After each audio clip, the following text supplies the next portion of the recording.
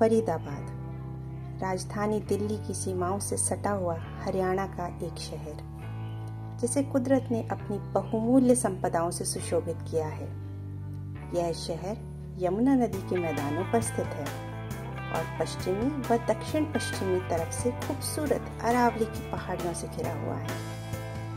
जहां अरावली की ये पहाड़ियां अपने अंदर हरे भरे जंगल, वनस्पति और झीलों को खुद में समेटे हुए है, वहीं फरीदाबाद गुरुग्राम और दिल्ली के लिए फेफड़ों का काम करती है। बड़खल झील एक और बेशकीमती हीरा जो कुदरत ने इस शहर को दिया, जिसकी प्राकृतिक सुंदरता हजारों पर्यटकों को आकर्षित करती, जिसके स्वच्छ जल में लोग नौका विहार का आनंद लेते।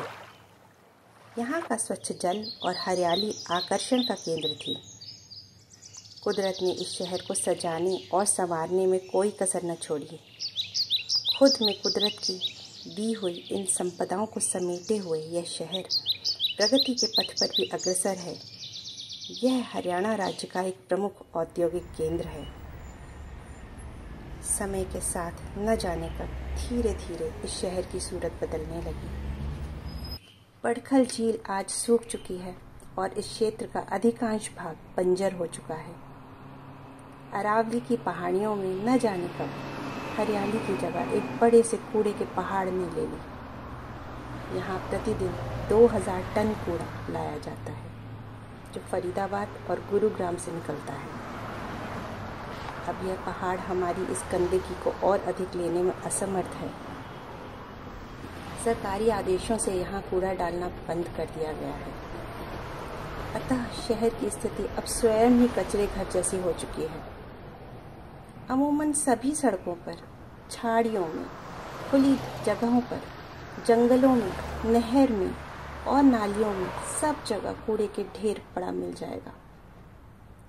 इतना ही नहीं, इन कूड़े के ढेरों पर जानवर चढ़े हुए मिल जाएंगे, जिनमें अधिकांश गाय और कुत्ते होते हैं, जो अपना पेट भरने की कोशिश कर रहे होते हैं।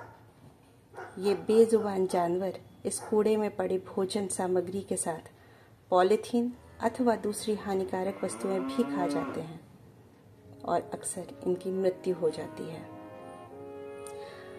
आज फरीदाबाद शहर की ऐसी स्थिति देखकर हमारा दिल फट जाता है। आत्मा चीत्कार कर उठती है कि हे परमात्मा, कैसे यह खूबसूरत शहर नर्क में बदल गया। आज ये शहर भारत के सबसे प्रदूषित शहरों में से एक है। यहाँ ना हवा स्वच्छ है, न जल और ना ही धरती। हम और हमारी आने वाली पीढ़ी कैसे स्वस्थ रहेंगी? क्या ऐसे ही हम अपने शहर को स्मार्ट सिटी बनाएंगे? ऐसी विषम परिस्थिति में इस शहर के कुछ लोग जागे। उनकी अंतरात्मा ने उन्हें झकझोरा और तब जन्म हुआ इको सवेरा का। जहां सरकारी तंत्र व प्रशासन इस समस्या का समाधान करने में असमर्थ था, वहां इन लोगों ने अपने स्तर पर कुछ करने की ठानी। मां भारती के प्रति अपना ऋण चुकाने हेतु ये सभी अपनी कमर कस चुके थे। समस्या सामने खड़ी थी और इसका समाधान ढूंढना था। काफी खोजबीन के बाद वे इस नतीजे पर पहुंचे कि यदि हम अपने घर का सभी कूड़ा अलग अलग कर दें, तो यह सभी कुछ मूल्यवान हो जाता है। सिर्फ 10% कूड़ा ही ऐसा है जिसका कुछ नहीं हो सकता।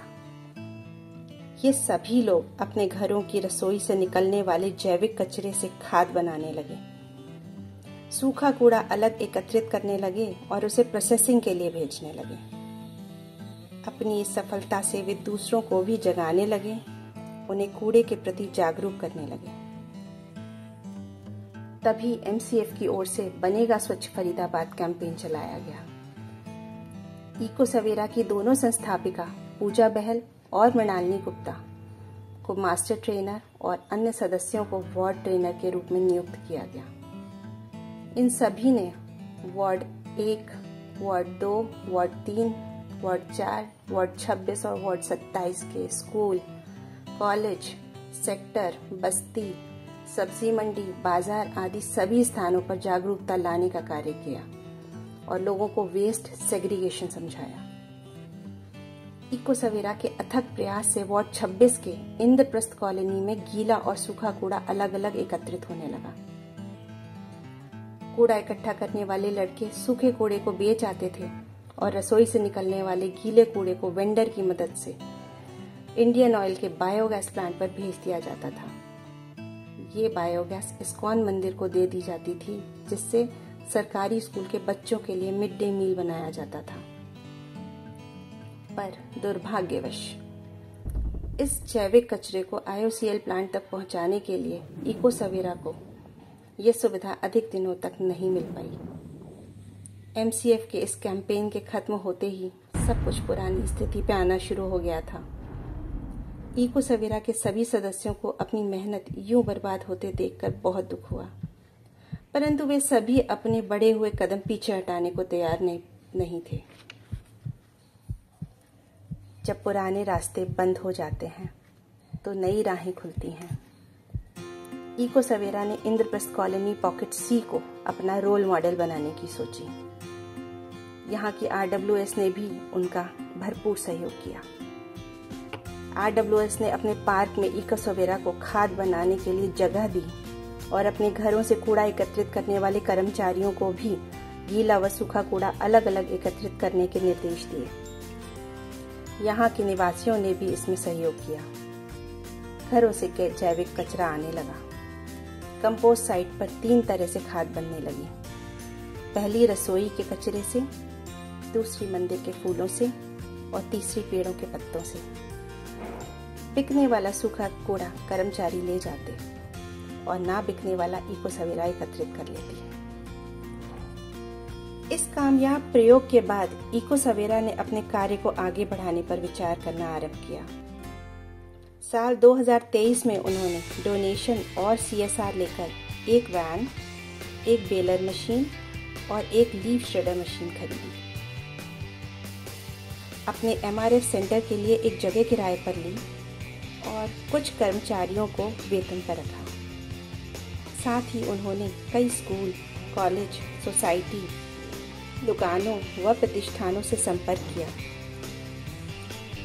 कुछ ड्राई वेस्ट कलेक्शन बिन्स बनवाए, जिन्हें अलग अलग जगहों पर लगवा दिया, जैसे इंद्रप्रस्थ कॉलोनी के पॉकेट C पार्क में, सेक्टर 14 के कम्युनिटी सेंटर में, DAV सेंटिनरी कॉलेज में, YMCA कॉलेज में, दयाल नगर के गवर्नमेंट स्कूल में। अब ये सभी कार्य वे अपने डस्टोबिन प्रोजेक्ट के अंतर्गत कर रहे थे। इस प्रोजेक्ट के अंतर्गत वे लोगों को सिखाते हैं कि कैसे वे जैविक कचरे से खाद या बायो एंजाइम बना सकते हैं। वे अपनी श्रेडर मशीन RWS को दे देते हैं, जिससे वे आसानी से पत्तों की खाद बना सकते हैं। ना बिकने वाला सूखा कूड़ा जैसे प्लास्टिक पन्नी या पैकेजिंग, कपड़े, ई-वेस्ट इत्यादि साफ स्थिति में इको सवेरा की वैन हर 15 दिन में सभी जगहों से एकत्रित कर लाती है। इस कूड़े को उनके MRF सेंटर पर अलग अलग बेल किया जाता है। जब यह 5 या 7 टन इकट्ठा हो जाता है तो इसे EPR के माध्यम से रीसाइकल या रीयूज के लिए भेज दिया जाता है। जैसे जैसे ये कार्य आगे बढ़ता जा रहा है, इको सवेरा के साथ बहुत सी सोसाइटीज जुड़ चुकी हैं, जैसे Indraprastha colony, sector 14, sector 28, sector 29, sector 30, sector 78, RPS palm, Omaxe new Heights, Omaxe spa village, Omaxe forest. कुछ लोग अलग से भी इको सवेरा को अपना कूड़ा देते हैं, जैसे ग्रीनफील्ड कॉलोनी, सेक्टर 9, 10 या 21, NIT और सैनिक कॉलोनी। ये कारवां धीरे धीरे इसी तरह आगे बढ़ता जा रहा है। लोग जागरूक हो रहे हैं और एक स्वच्छ व सुंदर शहर में रहने का सपना लिए इको सवेरा से जुड़ते जा रहे हैं। यह सफर निरंतर चलता जाएगा जब तक यह शहर और हमारा देश फिर एक बार प्रकृति की बहुमूल्य संपदाओं को पुनः पाकर सोने की चिड़िया न बन जाए।